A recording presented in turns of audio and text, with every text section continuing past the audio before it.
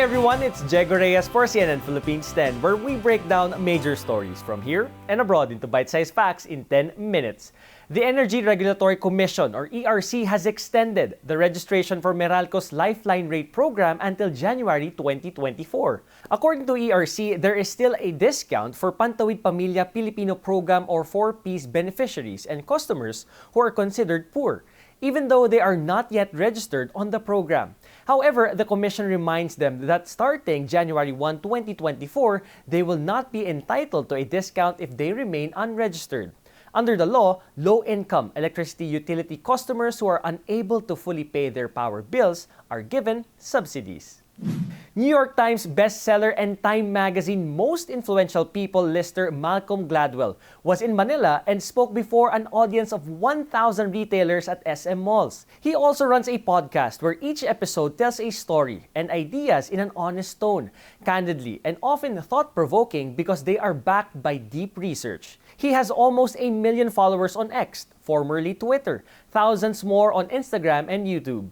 With quite a diverse audience, business executives, economists, social scientists, how can you build such a huge following? The first bit of advice would be for people to adjust their expectations. What I have noticed in my own world is that audiobooks, podcasts, and books, you would think that they are relatively similar in terms of their audience. They're actually not. They overlap a little bit. Taking content and spreading it across those three and using a foothold in one of those forms to leverage your success in another is very, very, very crucial. Gladwell says information on the internet spread like a virus, so contagious that even a small crowd can mislead and misinform. How can one avoid the pitfalls and instead whip up meaningful and insightful content for social media? A lot of my work is question-driven. I have in my mind, for example, at the moment I'm obsessed with cheetahs. Cheetahs are the least genetically diverse mammal in existence. The Philippines and South Korea have signed a free trade agreement or FTA that is expected to boost investment relations and generate jobs in the two countries. In his report on the Association of Southeast Asian Nations or ASEAN Summit, President Bongbong Marcos said the signing of the FTA clearly demonstrates the shared commitment of both countries to their mutual economic growth and development. He adds that the agreement is a significant step in the development of the two countries' economic friendship and is also a testament to the many prospects for collaboration between Manila and Seoul. Meanwhile, Washington is strengthening its ties with Southeast Asian region as it is set to establish the first ever U.S. ASEAN Center. This was announced by U.S. Vice President Kamala Harris during the recent ASEAN-U.S. Summit. She said the center will open in Washington, D.C. and will facilitate official engagements with the bloc. Harris noted that ASEAN is at the center of America's commitments to the Indo-Pacific. The United States has an enduring commitment to Southeast Asia and more broadly to the Indo-Pacific. We are a proud Pacific power, and the American people have a profound stake in the future of the Indo-Pacific. It is therefore in our vital interest to promote a region that is open, interconnected, prosperous, secure, and resilient. 22-year-old artist from Bulacan, Mejade Tribo, uses candles to make his masterpieces. He can make portraits out of smoke coming from candles. Mejade shares he's been into art since he was a kid, but it was only in 2021 when he learned to use candles to draw after watching a foreign artist do it online. It was not easy, he said, but he worked hard and now many are already getting him for commission works. Each piece costs not lower than 5,000 pesos. Yung mga artist po natin dyan. Tuloy-tuloy lang. Meron din pong makaka-discover sa inyo kung dedicated po talaga kayo sa ginagawa niyo. The National Nutrition Council or NNC says over 26% of children aged 0 to 5 years old are stunned or small for their age. The council is also keeping an eye on the steady increase of kids who are overweight and obese. To address these health issues, the NNC has launched the Philippine Plan of Action for Nutrition 2023 to 2028. The PPAN is a blueprint for the government and other stakeholders for nutrition improvement.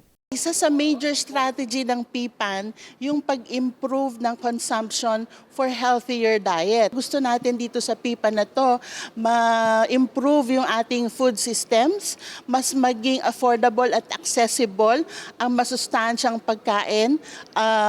Meaning we will have policies, regulation, legislation, no, na i-reduce yung availability ng mga pagkaing nakakasama sa kalusugan. President Bongbong Marcos identified nutrition as a pillar for socio-economic growth.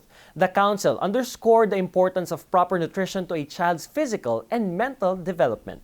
The PPAN will also focus on the nutrition of pregnant women and the elderly. The council seeks to include feeding programs for the first 1,000 days and for children aged 6 to 23 months. Health Secretary Ted Herbosa supports the initiative, citing nutrition as the key to the longevity of a population. He is confident the problem can be solved in a year. The PPAN seeks to strengthen existing feeding and nutrition programs like those of the Social Welfare Department, local government units, and private sector. Through the implementation of the 5-year plan, the end goal is for children to have healthy food to eat in order to live a long life. And when we eat healthy, we stay healthy. But the handling of food is equally important to our overall health. That's why it's essential to prepare your food properly. Food safety is very important that we are aware of it because unsafe and contaminated food gives rise to a lot of foodborne diseases. It is important that we know about food safety. These diseases affect about 1 in 10 people worldwide every year, and it's responsible for about 200 or so foodborne diseases. We have to be very conscious about food safety, and basically because food sustains life and also it is very essential for health.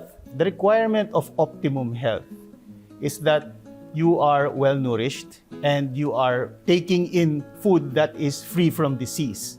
So therefore, if you have good, nutritious and food that is free from disease, then you more likely ensure a person that is healthy, and therefore you have less days that you are sick. The different factors that affect the safety of food is, especially in our country, is temperature and time. No? So germs and bacteria, no, they really love temperature between 5 degrees Celsius and 60 degrees Celsius. And this is what you call your temperature danger zone. And what we really need to do is to make sure that food, especially high-risk food like meat, chicken, and fish, not stay within this temperature danger zone. You can reuse these types of food within 2 hours or refrigerate them within 2 hours, to use or eat them within 2 to 4 hours, and to dispose of them at 4 hours thereafter. Filipino pole vaulter E.J. Obiena won back-to-back gold medals in Germany. The 27-year-old pole vaulter cleared 5.92 meters in his staff Berlin and in Net Akendom Springen tournament to take home the top spot. Obiena's back-to-back championships is a bounce back from his 10th place finish in the Zurich leg of the 2023 Wanda Diamond League on September 1st. Filipino-Canadian content creator Mikey Bustos shared that he discovered a new species of ants from his own backyard and got credited for it. It's a red and black ant with peach fuzz and spines on its back. Found 2 years ago, Bustos then sent specimens to his friend from the University of the Philippines, Los Baños, and discovered that the species had not yet been known to exist in the Philippines. It is the 555th ant species to be documented in the country. And now, for our 10-second trivia. What is the world's smallest mammal by weight? Bumblebee bat, dwarf hamster, hedgehog, or the mouse?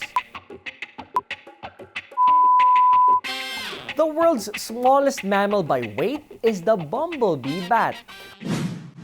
Also known as Kitty's hog-nosed bat, this tiny bat species is native to parts of Thailand and Myanmar. Adult bumblebee bats weigh around 2 grams or less, which is roughly equivalent to the weight of a dime. These bats are known for their diminutive size and are among the smallest vertebrates in the world. And that's it for ASEAN Philippines 10. I am Jego Reyes, giving you news you can use, news you can trust in 10 minutes. Thanks for joining me today, and see you again next time.